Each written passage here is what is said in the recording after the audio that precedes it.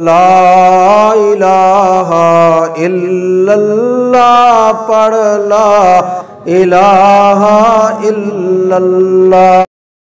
شوال کے 6 روزے، چاہیں تو 2-3 شوال مسلسل اکٹھے رکھ لیں، چاہیں تو وقفے وقفے سے 1 مہینے میں رکھ لیں، جس طرح بھی رکھ سکتے ہیں، مرد بھی اور عورتیں بھی۔ اگر کسی شخص کے ذمے قضا روزے ہوں تو بہتر یہ ہے کہ پہلے قضا روزے رکھ لے اور پھر شوال کے 6 روزے رکھے، لیکن اگر کوئی شخص شوال کے 6 روزے رکھے اور قضا بعد میں رکھے تو یہ بھی جائز ہے۔ شوال کے 6 روزے رکھنا احادیث سے ثابت ہے۔ صحیح مسلم کتاب الصیام باب استحباب صوم 6 ایام من شوال۔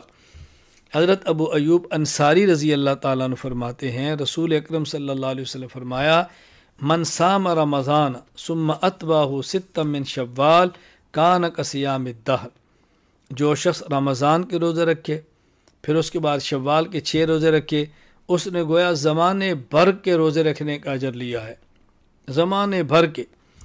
دوسری حدیث مسند احمد حدیث نمبر 14302، حضرت ابو ایوب انصاری رضی اللہ عنہ فرماتے ہیں، میں نے سنا رسول اللہ صلی اللہ علیہ وسلم کو ارشاد فرماتے ہوئے، آپ نے فرمایا، من صام رمضان و6 من شوال فکأنما صام السنۃ کلھا۔ جس شخص نے رمضان کے روزے رکھے پھر شوال کے 6 روزے رکھے تو گویا اس شخص نے پورے سال روزے رکھے ہیں۔ اللہ اکبر۔ کیا مطلب پورے سال روزہ رکھنے کے؟ یعنی رمضان کا 1 مہینہ اور شوال کے 6 دن۔ قرآن کریم کے اندر من جاء بالحسنۃ فلہ عشر امثالھا، اللہ نیک عمل پر، ایک نیک عمل پر 10 کا اجر دیتے ہیں۔ تو جب 6 رکھیں گے اور 6 پر 10 کا اجر ملے گا تو یہ 60 بنے گے۔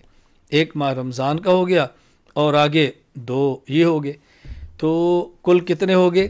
مکمل سال کے اللہ اجر عطا فرمائے گا۔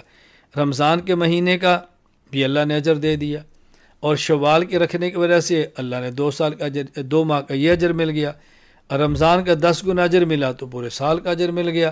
تو گویا پورے سال کا اجر اور ہر سال کے اجر سے زمانے بھر روزہ رکھنے کا اللہ تعالیٰ اجر عطا فرمائیں گے۔ اللہ تعالیٰ مجھے بھی اور آپ کو بھی عمل کرنے کی توفیق عطا فرمائے۔